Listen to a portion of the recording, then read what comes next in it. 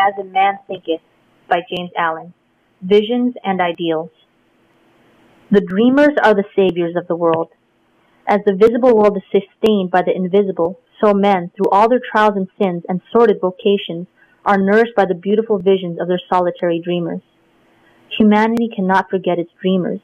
It cannot let their ideals fade and die. It lives in them. It knows them as their realities which it shall one day see and know.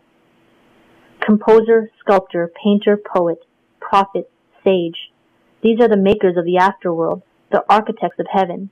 The world is beautiful because they have lived. Without them, laboring humanity would perish. He who cherishes a beautiful vision, a lofty ideal in his heart, will one day realize it. Columbus cherished the vision of another world, and he discovered it.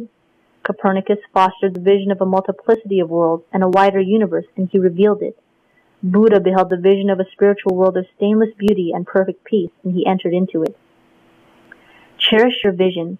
Cherish your ideals. Cherish the music that stirs in your heart, the beauty that forms in your mind, the loveliness that drapes your purest thoughts, for out of them will grow all delightful conditions, all heavenly environment. Of these, if you but remain true to them, your world will at last be built. To desire is to obtain, to aspire is to achieve.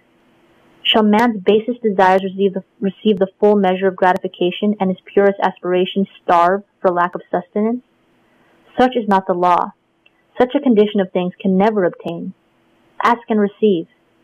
Dream lofty dreams, and as you dream, so shall you become.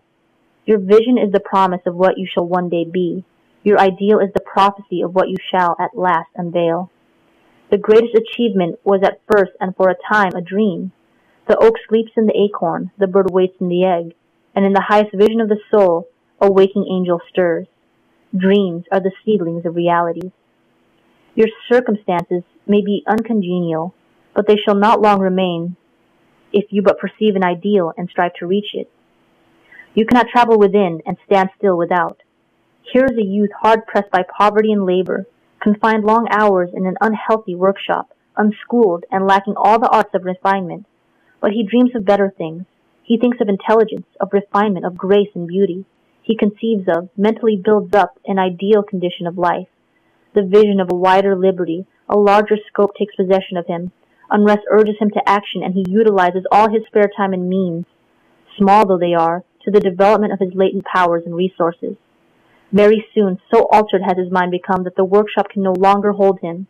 It has become so out of harmony with his mentality that it falls out of his life as a garment is cast aside, and with the growth of opportunities, which fit the scope of his expanding powers, he passes out of it forever. Years later we see this youth as a full-grown man. We find him a master of certain forces of the mind which he wields with worldwide influence and almost unequaled power. In his hands he holds the cords of gigantic responsibilities. He speaks, and lo, lives are changed. Men and women hang upon his words and remold their characters, and sun-like, he becomes the fixed and luminous center round which innumerable destinies revolve. He has realized the vision of his youth. He has become one with his ideal. And you too, youthful reader, will realize the vision of your heart, be it base or beautiful, or a mixture of both, for you will always gravitate toward that which you secretly most love. Into your hands will be placed the exact result of your own thoughts. You will receive that which you earn, no more, no less. Whatever your present environment may be, you will fall, remain, or rise with your thoughts, your vision, your ideal. You will become as small as your controlling desire, as great as your dominant aspiration. In the beautiful words of Stanton Kirkham Davis, you may be keeping accounts, and presently you shall walk out of the door that for so long has seemed to you the barrier of your ideals, and shall find yourself before an audience, the pen still behind your ear, the ink stains on your fingers, and then there shall pour out the torrent of your inspiration. You may be driving sheep, and you shall wander to the city bucolic and open-mouthed, shall wander under the intrepid guidance of the Spirit into the studio of the Master, and after a time he shall say, I have nothing more to teach you. And now you have become the Master, who did so recently dream of great things while driving sleep. You shall lay down the saw and the plane to take upon yourself the regeneration of the world. The thoughtless, the ignorant, and the indolent, seeing only the apparent effects of things and not the things themselves, talk of luck, of fortune, and chance. Seeing a man grow rich, they say how lucky he is. Observing another become intellectual, they exclaim how highly favored he is. And noting the saintly character and wide influence of another, they remark how chance aids him at every turn. They do not see the trials and failures and struggles which these men have voluntarily encountered in order to gain their experience. They have no knowledge of the sacrifices they have made, of the undaunted efforts they have put forth, of the faith they have exercised, that they might overcome the apparently insurmountable and realize the vision of their heart.